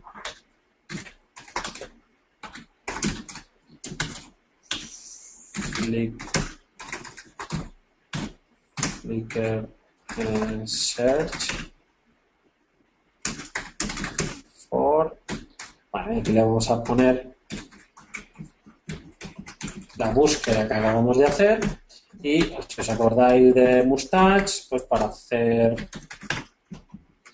para iterar por una lista, esta es la sintaxis. Si utilizáramos otro sistema de templating, la sintaxis sería diferente. Entonces, por cada foto vamos a utilizar, por ejemplo, vamos a hacer un IMG cuyo src sea justo la foto URL, así, foto URL, y ya está. Bueno, de hecho, IMG creo que no hace falta ni cerrarlo. Creo que esto hay que pasarlo entre comillas para que funcione bien. Y bueno, poco más. Y luego lo que vamos a hacer es un fichero estático que puede ser el index HTML con un formulario que es con el que vamos a hacer las peticiones. Bueno, vamos a poner un form. Acordaos que hay que poner el action. En el action se indica la URL y hemos dicho que la URL va a ser Flickr. Bueno, de hecho, me estoy dando cuenta que no le hemos puesto la URL en el controller. La vamos a poner ahora. Request mapping. Le vamos a poner aquí Flickr request. Ahí está. Vámonos aquí. Ay, perdón. Search. Bien.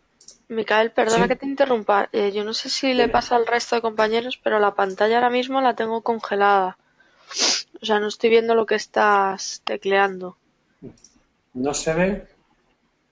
Por A aquí mí también dicen me que pasa. a mí también me pasa. Yo sí lo veo bien. Bueno, si queréis, quito la compartición y la vuelvo a poner, ¿vale? Y así. A ver, vamos a ver. Esperando la pantalla siguiente. ¿Qué tal ahora? ¿Ahora lo veis? Vale, ahora sí estás moviéndote por la etiqueta, acabas de seleccionar todo, vale, ok, correcto. Sí, eso es. Vale, perfecto. Se conoce que se había quedado algunos. Bueno, pues el formulario y nada, pues ponemos un input de tipo text y bueno, de name le vamos a poner search y le ponemos un input de tipo submit, que es precisamente el botón, ¿no? Que sería, por ejemplo, el name, aquí no sería muy relevante, aquí lo importante es el value. Ahí lo tenemos, ¿no? Bueno, entonces ya tendríamos el esqueleto, luego ejecutamos a ver qué tal va, pero ahora básicamente lo que tenemos que hacer aquí, que es todo este código de infraestructura, lo hemos hecho para precisamente buscar, ¿no? Hacer la llamada a la API REST justo aquí. Entonces, claro, lo que tenemos que hacer, lo primero tenemos que construir la URL. La URL. Entonces, la URL, ¿cómo es? Pues nada, cogemos las notas que hemos hecho y para buscar, pues es simplemente algo como así, ¿no? Bueno, pues lo vamos a copiar tal cual, no nos importa mucho. Lo único que esa parte final, en vez de ser el gato, pues sería search, ¿vale? Entonces, bueno, si queréis, lo partimos y así podemos ver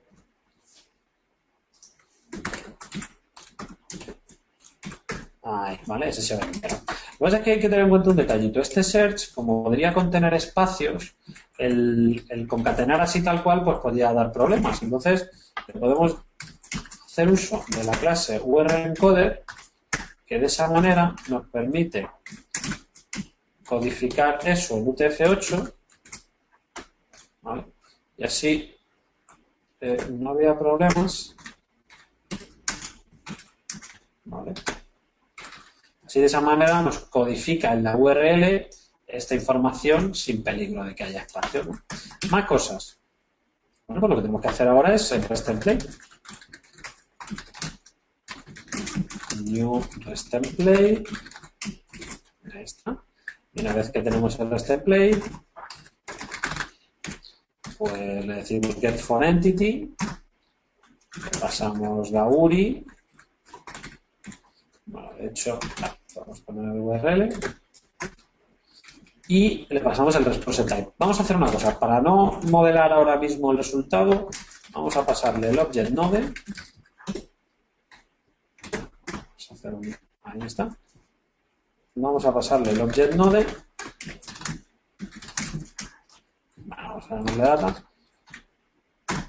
Y vamos a mostrar por pantalla. Bueno, ponemos system. Vamos a mostrar por pantalla esa información y ya está, ¿no? A ver, aquí nos da un error de compilación. Bien. Pues, no, perdón. El process entity no nos hacía falta. Eso es porque estoy utilizando. Claro, porque normalmente yo en los ejemplos he utilizado el getForObject. Y aquí ahora mismo he utilizado el getForEntity. La diferencia fundamental es que el getForEntity me permite acceder a información de la propia respuesta, como el status, etcétera, etcétera, y el getForObject me devuelve directamente la información, ¿vale? Vamos a utilizar el getForObject, que es un poquito más cómodo, y ya está, ¿no? Bueno, aquí me dice que en excepción también, ponemos que ahí ya está. Bueno, pues vamos a ejecutar la aplicación, vamos a ver si funciona. Seguramente hay algún detallito. A ver, que está funcionando ya. Bien, la aplicación está. Nos vamos aquí, efectivamente, cat search, ¿vale? Vale, nos ha dado un error, vamos a ver qué error nos ha dado, parece que la petición la ha hecho bien, lo que pasa es que ha dado un error, ¿no? Y básicamente... Bien, vale, de eso es lo que ocurre. A ver, hay un detallito que nos está pasando. Este es el tipo de problemas que ocurren cuando empezamos a utilizar API REST y que tenemos que ir salvando, que lo hacen un poquito engorroso. Mirad, cuando yo he solicitado la petición, esta es la URL, exactamente la misma URL que yo estoy solicitando desde Spring, pero desde Postman, ¿vale? Y veis, aquí pone JSON. Y la información que aparece, pues aparece en JSON, nada raro, ¿no? De hecho, estas son las cabeceras. Fijaos qué raro, ¿veis? Aquí pone text JavaScript. ¿Cómo puede ser eso si aquí aparece JSON? Si hacemos esta prueba, si cogemos esta URL y la copiamos desde aquí y la pegamos aquí, nos vamos a dar cuenta de una cosa. ¿Veis esto que aparece aquí delante? JSON Flickr API. Bueno, pues eso que aparece ahí delante no forma parte del objeto JSON, sino que realmente, por así decirlo, es JavaScript. Bueno, por unas cuestiones de seguridad, que tampoco vamos a entrar mucho en detalle, es común que la información, en vez de aparecer realmente y directamente como JSON, aparezca precedida de un cierto texto que impida que el código de respuesta, por así decirlo, se pueda tratar como código ejecutable, ¿vale? Además, esto hace que en algunos browsers antiguos que no soportaban acceder a una API desde otra URL, por problemas de seguridad, pues se pudiera hacer, ¿vale? Entonces, al devolver la información como código JavaScript en vez de como JSON, se saltaban esas limitaciones de seguridad que tenían los browsers previos. Entonces, claro, este es el problema que estamos teniendo. Lo que nos está pasando aquí ahora mismo es que el cliente de API REST que estamos utilizando no es capaz de procesar correctamente este content type. Y básicamente nos dice eso, que no puede. Entonces vamos a buscar un poco por la red, a ver si encontramos una manera de solventar el problema. A ver, Spring REST template JavaScript response.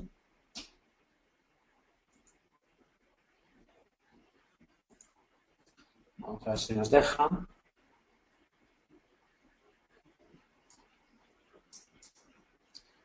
Vamos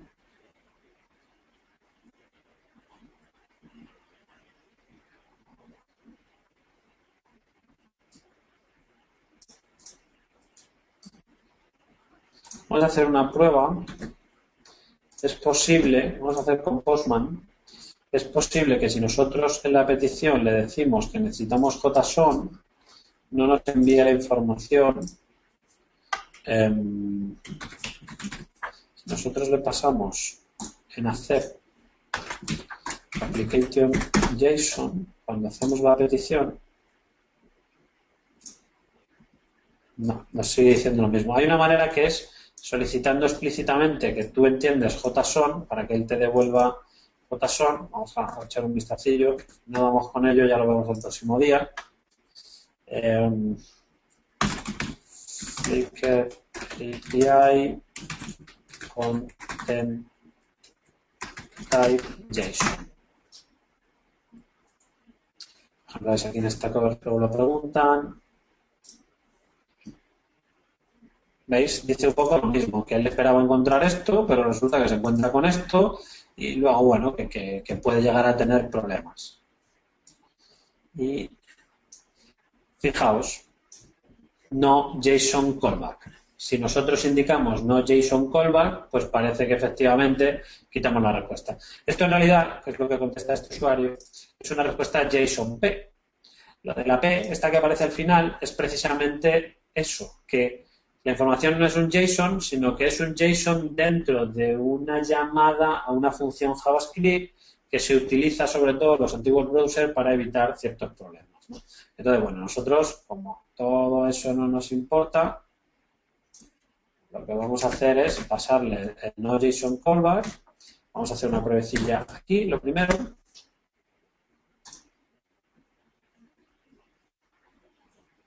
A ver, vamos a ver qué tenía aquí.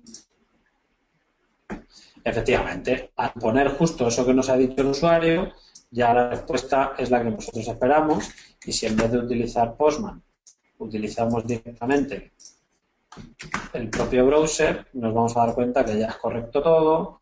Entonces, esto es lo que estoy haciendo yo con vosotros. Lo que quiero que veáis es, claro, que estos pequeños trucos los tenemos que resolver nosotros cuando queramos hacer uso de una API desarrollada por terceros. No se nos olvide ponerlo ahí. Venga, vamos a hacer la prueba. Él ya automáticamente reinicia porque tenemos las DevTools. Entonces nos vamos a la aplicación. Vamos a buscar.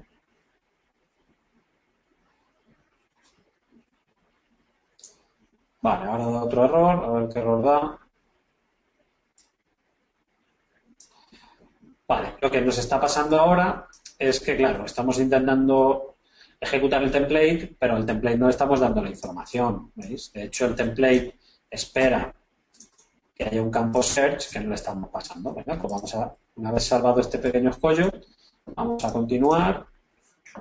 Si os acordáis, para pasar información al template, la forma más sencilla es utilizar el parámetro model y directamente al objeto model le decimos add attribute.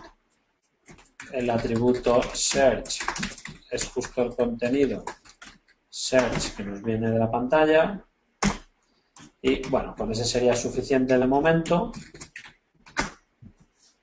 para ver que funciona, quiero decir.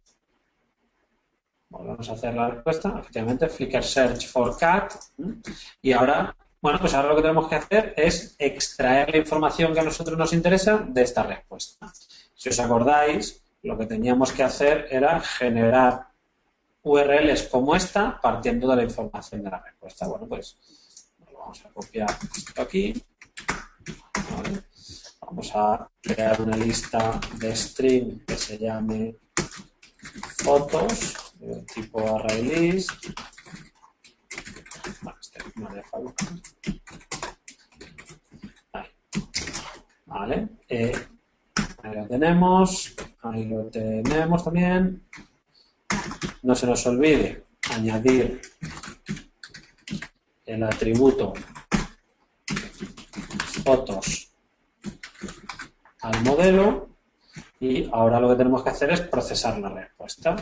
Entonces, la manera más rápida es, mira, nos vamos aquí y copiamos, a ver si me deja copiar. Bueno, no me deja. Aquí. Copiamos y pegamos, así lo podemos modificar directamente. Porque es muy similar, ¿no? Entonces, vamos a ver qué es lo que tenemos en la respuesta. Pues nosotros lo que tenemos es un objeto que tiene un atributo fotos. Vale, pues el objeto, data, el atributo se llama fotos. Y como es un array, pues lo vamos a guardar. Ahí está, ¿no? Y bueno, esto voy a llamar fotos array.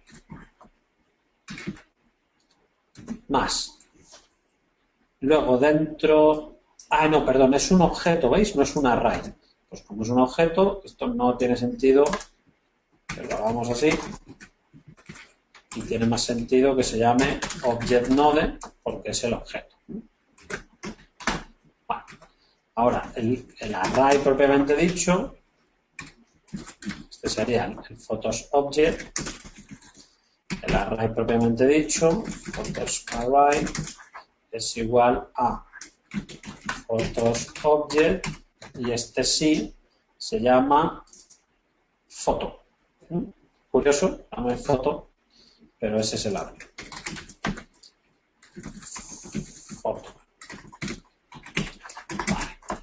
De nuevo tenemos que hacer el casting, ahí tenemos el array y ahora por cada elemento dentro del photos array, al photos array le pido el elemento iésimo, esto lo podríamos llamar foto, y ahora una vez que tengo la foto, ¿qué necesito? El ID, el secret, el server y el farm. Todas esas cosas son las que necesito. Bueno, pues vamos a hacer ya la propia URL, ¿no? Entonces ponemos string, URL, que será algo como este. Ahí está. Bueno, vamos a guardarlo mejor. Creo que va a quedar más sencillo si lo guardamos en variables. Entonces, farm sería foto.get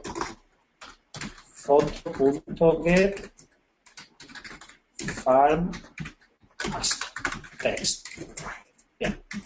Luego, otro elemento era server.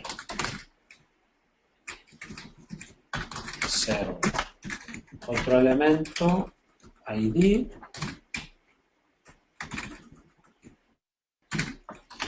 Otro elemento, secret. Vale, con esto sería suficiente. Y ahora ya sí que podemos crear la propia URL. Aquí tendríamos farm. Este sería el server. Este sería el ID. Este sería el secret. Y bueno, podemos Eso es, podemos dejar la foto de tamaño mediano. Y luego, bueno, URL no nos deja porque ya lo hemos utilizado antes. Vamos a llamar foto URL. Ahora esta foto URL la insertamos en el array de fotos. Eso es. Y ya estaría listo. Vamos a hacer la prueba. En principio, si no me he equivocado, ya tendríamos la aplicación. Pues vamos a ver si funciona. Algo ha fallado. Venga, ya nos queda poco. Seguro que algún detallito de programación. No method of field. Foto URL. Ah, bien, vale. Esto es una cosa de la plantilla. Porque yo he dicho, por cada foto, yo quiero acceder al atributo foto URL. Pero realmente no son objetos lo que hay aquí dentro, sino que son string. Entonces, para acceder al elemento del que estoy iterando, necesito poner punto en mustache, ¿vale? Si fuera otra tecnología sería diferente. Bueno, pues esto es un poco raro porque he puesto cat y aparecen cosas que aparentemente no son cats, pero este es el resultado que me está devolviendo. A ver, vamos a poner otra cosa. House. Vale, esto tiene más sentido. ¿Vale? Bueno, pues lo que acabamos de hacer es utilizar una API REST que nos está ofreciendo Flickr para construir o enriquecer la aplicación web que hemos hecho. En realidad, la aplicación web que hemos hecho es muy sencilla porque básicamente lo que hace es buscar en la API REST. Pero pensad las posibilidades que tendríamos si combináramos información de diferentes servicios, por ejemplo, información meteorológica, por ejemplo, información de la Wikipedia, cualquier cosa, ¿vale? Hay multitud de servicios por la red que nos ofrecen una API REST que nosotros podemos integrar en nuestra propia aplicación, ¿vale? Entonces, bueno, si tenéis alguna duda la podemos resolver ahora porque con esto concluimos la parte de REST. Sí, por aquí te dicen, para cuestiones de seguridad, ¿cómo aplicar en una API REST para que no todos los clientes puedan acceder? Bueno, el tema de la seguridad es un tema bastante complejo, porque hay muchos mecanismos diferentes para poder implementar la seguridad, es decir, la autorización, la autenticación y la autorización. Es decir, lo primero, saber qué usuario está accediendo a la API y luego saber si ese usuario puede hacer esa operación o no lo puede hacer, ¿vale? Hay diferentes enfoques. Entonces, nosotros al final del curso veremos un tema de seguridad, entonces hablaremos de todos los aspectos. No vamos a profundizar mucho porque hay muchas formas diferentes de implementar la seguridad con Spring y en general en cualquier tipo de API web, de aplicación web, pero sí que vamos a dar una visión general y si quieres, si ahí te siguen quedando dudas, pues podemos resolverla cuando lo veamos. ¿Vale? Ok. Chicos, ¿alguna pregunta más que queráis hacerle a Micael? De momento no ha salido ninguna más aparte de esa, por eso estoy preguntando. Hoy están muy callados. No sé si es bueno o es malo. Por aquí dicen que felicitarte, o sea que creo que es bueno. Muy bien. Perfecto. Pues muchas gracias. Y bueno, pues si aquí hemos terminado la parte de REST, ¿vale? De todas maneras, no tengáis ningún problema en cualquier día, comentar por el chat alguna duda, aunque sea de REST, ¿vale? La resolvemos. Y sobre todo cuando lo que vamos a ver ahora es centrarnos en base de datos. Entonces van a surgir cuestiones que tienen que ver con la API REST y la base de datos, ¿vale? Sobre todo, por ejemplo, en temas de paginación y eso. Entonces, no tengáis problema en consultar, aunque sea de un tema pasado, porque sí que es cierto que hay un montón de detallitos que hay que tener en cuenta siempre a la hora de desarrollar aplicaciones web y prefiero que lo preguntéis antes de que se os queden por ahí, ¿vale? Ok. Vamos a probar nuestra aplicación, a ver qué sale.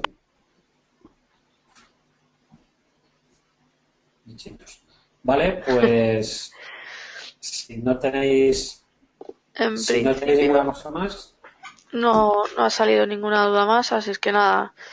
Chicos, nos vemos entonces el próximo jueves, si no me equivoco. eso es. Y nada, Eso es. aprovechar para darle un vistazo a todo esto y trastear con ello. Muy bien. Pues nada, un Pues saludo y hasta el jueves. Gracias, Venga, hasta el Mijael. jueves. Adiós. Nada, nosotros.